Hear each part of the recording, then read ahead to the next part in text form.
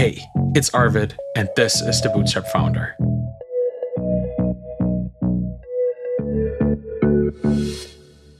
A while ago, I asked my Twitter friends to tell me what the most annoying and most infuriating piece of entrepreneurial advice is that they ever received.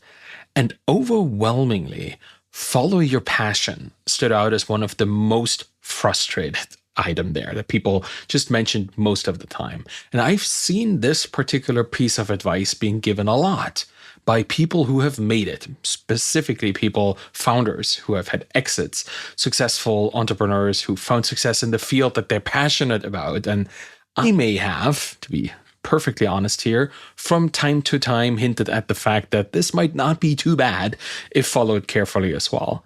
But today, I want to dive into why I think this is actually nefarious and dangerous advice when followed blindly.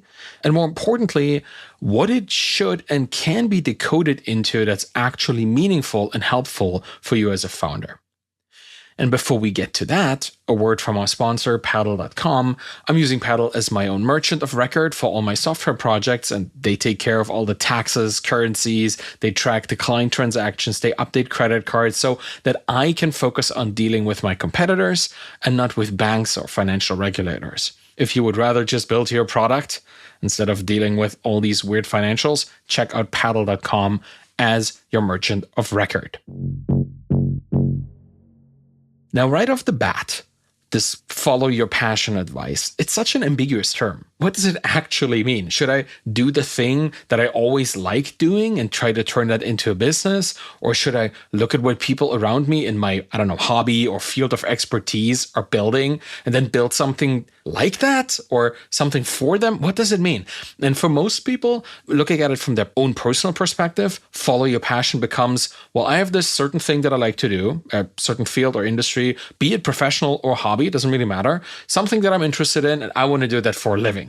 I love baking, so I probably should open a bakery. Or I love doing yard work for some reason, so I probably should become a professional gardener. That is what most people think about when they look at follow your passion. And in the field of digital businesses, it often turns into something like, well, should I maybe just become a content creator in that particular field or turn this into a software as a service solution for people who work in that field as well? And the more you think about this nuanced application of follow your passion, or the more you want it to be nuanced, the more it actually becomes useful advice. But if you only believe that it means do what you love and try to make money, that's where things get problematic.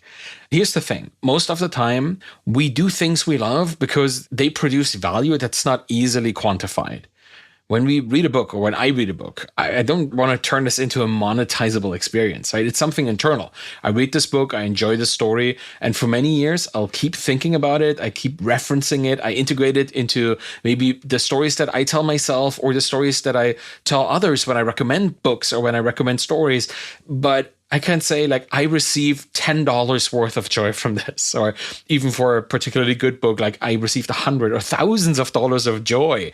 That is not possible to quantify. It cannot be monetized or monified. You know what I mean, right? You cannot put a value to this. And this is why people who actually love reading often get encouraged to write books themselves, but they're actually not good writers. They're good readers. Or they don't have a good business sense if they are a good writer. Nobody reads the book they're writing, and all of a sudden, they poured their passion, their energy into this, and it's an unmonetizable skill for them.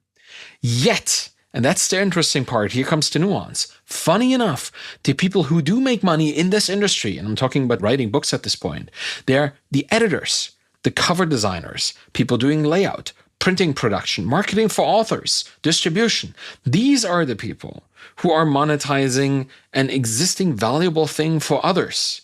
They're not creating the product in the creative sense, the passionate sense, this ingenuity of creating something completely new. They're mediating the industry. They're pretty much middle people. They're sitting in between the others and doing work for them that they couldn't do. If you're a good writer, but you're not good at marketing, a book marketer, an author marketer will charge you money to do the work that you're not good at. So that is something where all of a sudden follow your passion, when looked at through this third-party lens, becomes interesting. And let me draw another example from my own experience here, because it has to do with hobbies and maybe not necessarily just with pastimes. I paint miniatures. It's one of my personal hobbies. I've been doing this for decades at this point. But here's the thing. I don't want somebody else to paint the miniatures for me, right? That's my thing. I like this. I don't want somebody else to tell me exactly what to do. This joy of discovering how to do it and the act of actually doing it is what I enjoy.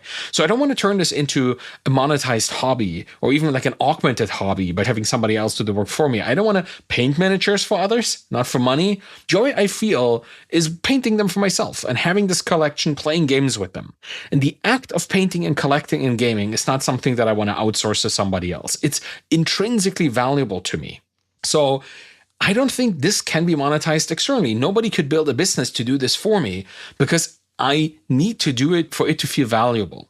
But for a hobby like this, and you will find this is quite similar to the other example I gave you, I need supplies. I need paints. I need brushes. I might need ideas on which colors work with other colors. I need additional materials to put on the bases of a miniature to make them look like realistic. They're in a swamp or something. Sand, foliage, that kind of stuff. That's the stuff I need to buy. And that's the stuff that I'm giving money to a company for. And here's where that gets interesting. There's been a recent development in that particular hobby in the field of 3D printing. People have started making money supplying STL files. That's the kind of source file for models that I can plug into my own resin 3D printer and then create these miniatures myself in my own hobby space. And that's a digital business. STLs for little trees, for figurines, for terrain pieces. Suddenly, this is an industry picking up significantly, and digital business owners can participate. Because most people in this hobby, most people who have this hobby, they're not 3D modelers. They couldn't and wouldn't want to model a tree or a rock face or something, but we certainly can print one on the machines that we can buy for this. So I'm willing to pay for that. Suddenly, there's a supply and demand mechanic. Can you create these models? Can you source them and resell them as collections? Build your forest with 20 different kinds of trees and foliage, and then maybe can you print them for others and sell them? That's a business. And that is following passion. It's just following and facilitating the passions of others. There's this cottage industry inside the hobby. Might not be a massive market yet, but if you're actively interested in doing this, it's a market you can tap into. And you'll find this in most non-professional activities. There's always something auxiliary, but still in high demand because people can't do that particular thing themselves, but they need it for the other thing they want to do. So when someone says, follow your passion, my question is not, what is your passion? My question is, who else has this passion? And what skills do they need help with?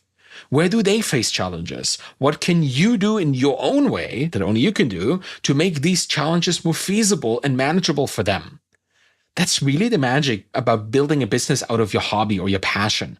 Build a business that helps other people with their hobby or passion. Your joy of baking, well, that's limited to the people in your area who will buy your cakes from your store. But build a digital community for professional bakers or semi-professional bakers, amateurs for that matter, to learn new skills, to teach each other, to organize baking competitions. Well, that scales very differently. And if you help organize baking challenges at your local country fairs, that kind of stuff, suddenly there's a process you can help with, right? You can facilitate with a digital product that previously had been done by pen and paper, a process somewhere in there. That's where follow your passion becomes interesting because you're replacing existing jobs to be done that are competing with like DIY solutions or pen and paper solutions. And that's where monetization can happen because you're just making it easier and more accessible. So just doing your thing, the thing you like, for money, that rarely works. So my personal take on follow your passion is this: find the place where other people have the same passion, then solve their problems. Typical entrepreneurship. But then it goes back to the regular ways of building a business, right? You start observing your market. You define your market as the people who are like you, but lack the skill that you have to solve these problems. You start talking to these people. You investigate what other solutions people already use in the space. And you know this because you are part of that market. You have insight. You would be one of your own best customers, but you're not. You're building this for others. You're trying to make something sufficiently useful to others, and you're the best judge of the first iteration. right? The first thing that you feel, okay, this will convince people like me to at least give it a try. And after that, you listen to the market like you would with any other product, and you step away from being too intuitive about what should be done. Think about writers again here. Most people are pretty good at putting ideas to paper, but few are good at meticulously reading every single word in a sentence and marking the ones that don't resonate. And obviously, more tools are becoming able to do this. But for us as software founders, that's an opportunity. Can you build a much cheaper AI editor or a proofreader? Or is that a service that people would pay, I don't know, $50 per draft for to get like a 99.5% proofread thing that they can then self-publish? That's likely. Think about maybe even bigger. Is this a service that agencies that do proofreading and editing services could pay a pretty hefty monthly subscription fee for, so they would get this 99.5% correct draft that their proofreaders would only have to skim through at that point? That's also quite likely.